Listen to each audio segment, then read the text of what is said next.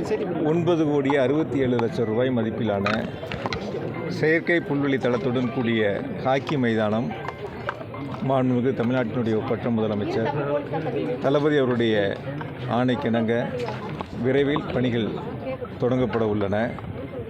கோவை மாவட்டத்தினுடைய மக்களுடைய குறிப்பாக ஹாக்கி விளையாட்டு வீரர்களுடைய நீண்ட நாள் கோரிக்கையை மாண்புமிகு முதலமைச்சர் அவர்களும் தமிழ்நாட்டினுடைய துணை முதலமைச்சராக விளையாட்டுத்துறையை பல்வேறு வகைகளிலே மேம்படுத்தி இந்தியாவின் விளையாட்டு தலைநகராக தமிழகம் அமையக்கூடிய வகையில் பல்வேறு சிறப்பு திட்டங்களை விளையாட்டுத்துறையில் செயல்படுத்தி வருகின்றார்கள்.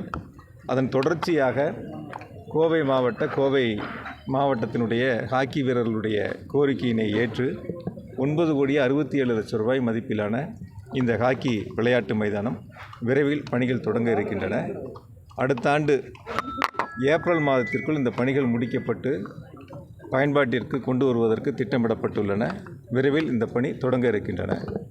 அதேபோல் இன்னும் பல்வேறு வளர்ச்சி திட்டங்கள், குறிப்பாக கோவை மாநகராட்சியை பொறுத்தவரை ஏறத்தாழ 935 கோடி ரூபாய் மதிப்பிலான பாதாள சாக்கடை திட்டப்பணிகள் நடைபெற்று கொண்டிருக்கின்றன. அதையும் இன்று அந்த பணியினுடைய முன்னேற்றம் குறித்து ஆய்வு செய்ய இருக்கின்றோம்.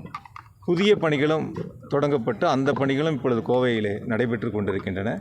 எனவே கோவையினுடைய வளர்ச்சி என்பது மாண்புமிகு முதலமைச்சர்கள் நீங்களே பார்த்தீங்க.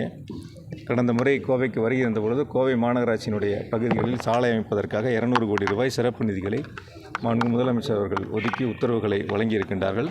அதற்கான சாலை அமைக்கக்கூடிய சாலைகளுடைய பட்டியல் இப்பொழுது தயார் செய்யப்பட்டு விரைவில் அரசினுடைய ஒப்புதலை பெற்று அந்த பணிகளும் தொடங்க இருக்கின்றன.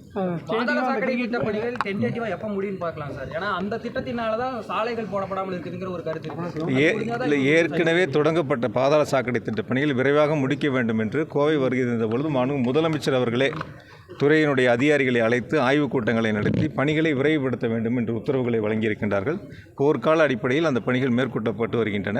சாலையினுடைய பணிகளுக்கு ஒப்புதல் பெறுவதற்கு முன்பாகவே அந்த பணிகள் விரைவாக முடிக்கப்படும்.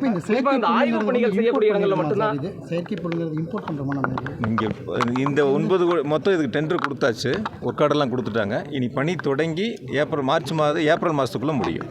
இப்போ இந்த ஸ்டேடியம் ஆகட்டும் இதாகட்டும் சிட்டிக்குள்ளேயே இருக்குது, சிட்டிக்கு அவுட்டரில் ஏதாவது திட்டங்கள் இருக்குது. ஏன்னா இது போக்குவரத்து நெரிசலுக்கு இது மாதிரியெல்லாம் பொதுவாக விளையாட்டு வீரர்களும் சரி பொதுமக்களும் சரி இயற்கையாக வந்து போகக்கூடிய இடங்களில் தான் அவங்களுடைய தேவைகளை கோரிக்கைகளை வைக்கிறாங்க. எந்த ஒரு திட்டங்கள் தொடங்கப்பட்டாலும் புறநகர் பகுதிக்கு செல்லுகின்ற பொழுது நாங்கள் சென்று வருவதற்கு சற்று வசதி குறைவாக இருக்கும். ஆகவே மாநகராட்சி பகுதிக்குள்ளே இருந்தாலே எங்களுக்கு அது போதுமானதாக ஏற்புடையதாக இருக்கும் என்று அவருடைய கோரிக்கையை ஏற்றுத்தான் இங்கு அமைக்கப்படுகிறது.